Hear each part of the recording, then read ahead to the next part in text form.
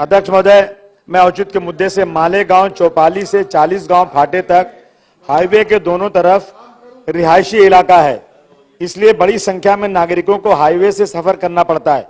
इस वजह से वहां आए दिन बड़ी दुर्घटना हो रही है। दुर्घटनाओं को रोकने और लोगों को सुरक्षा के लिए आवश्यक कदम उठाने चाहिए। चंदनपुरी नाका से स्टार होटल तक पुल का निर्माण होना चाहिए।